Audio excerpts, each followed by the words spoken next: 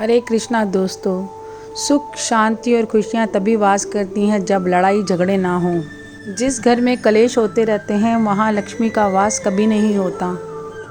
लेकिन कलेश होने के क्या कारण होते हैं, क्या आपने कभी सोचा है? पति पत्नी दोनों एक दूसरे के जीवन साथी होते हैं और जन्मों जन्मों का साथ निभाने के लिए भगवान ने उनकी जोड़ियाँ बनाई होती हैं। जब एक स्त्री पुरुष का विवाह होता है तो दोनों जन्म जन्म के लिए एक बंधन में बंध जाते हैं।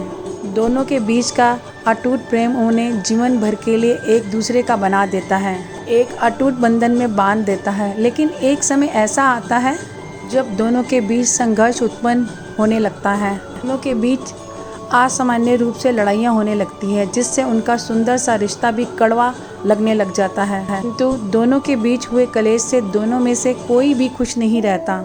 इसी कलेश के कारण धीरे धीरे संबंध भी टूटने लगते हैं। लेकिन यदि आप गौर करें कि उन बातों पर जिन पर आप झगड़ रहे हैं, तो आप पाएंगे कि जिन बातों के लिए आप झगड़ रहे हैं उनमें से अधिकतर के तो कोई कारण ही नहीं है, तो वहाँ ऐसी कोई वजह ही नहीं है जिस पर आप झगड़ रहे हैं।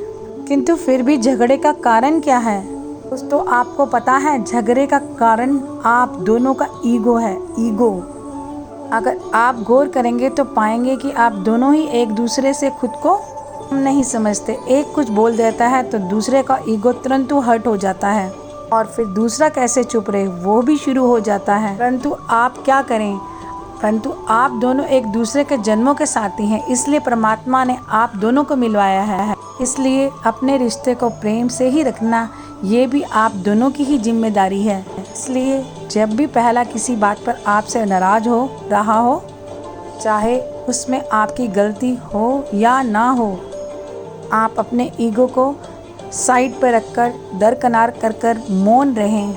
याद रहे, महाभारत में भी श्री कृष्ण ने अर्जुन को गीता में उपदेश देने से पहले उनकी सारी बातें एक अच्छे श्रोता बनकर सुना था। अर्जुन की पूरी बातें सुनने के बाद ही श्री कृष्ण ने उनकी सभी समस्याओं को समझकर उन्हें गीता का उपदेश दिया था। आप भी श्री कृष्ण की तरह एक अच्छे श्रोता बने, अपने साथी की पूरी बातों को सुने कि उन्हें क्या प्रॉब्लम है, उन्हें किस बात से प्रॉब्लम है और किस बात की उन्हें और ज़्यादा परेशानी हो रही है। सारी बातों को आप एक बैठकर सुने एक अच्छे श्रोता की तरह। वे शांत हो जाएं, तब उस समस्या के ऊपर आप उसको समझें और उसे सॉल्व करने की कोशिश करें। यदि दोनों में से किसी की भी गलती है तो आप उन्हें समझाते हुए, अगर आपकी गलती है तो आप उनसे माफ़ी मांगें। मांगने से कोई छोटा बड़ा नहीं हो जाता, लेकिन रिश्ते ज़रूर संभल जाते हैं। फिर आप देखेंगे कि उन्होंने आपको बड़ी ही आसानी से माफ़ कर दिया। अगर आपकी या उनकी गलती ना भी हो तो भी आप शांत रहें और उसके बाद उस बात के ऊपर आप उस विषय पर बात करें। तब वे आपको भी समझेंगे और यह भी मानेंगे कि यहाँ आपकी कोई गलती नहीं थी। अब आपके मन में एक प्रश्न जरूर उठता होगा कि मैं ही हमेशा क्यों चुप रहूँ मैं? यह रिश्ता आप दोनों का है और इसे संभालना भी आप दोनों की ही जिम्मेदारी है। आपका साथी भी नहीं चाहेगा कि आप दोनों का संबंध खराब हो। इसलिए जब ये बात उन्हें आप समझाएंगे और यह वीडियो उन्हें दिखाएंगे तो वो भी इस बात को ज़रूर समझेंगे।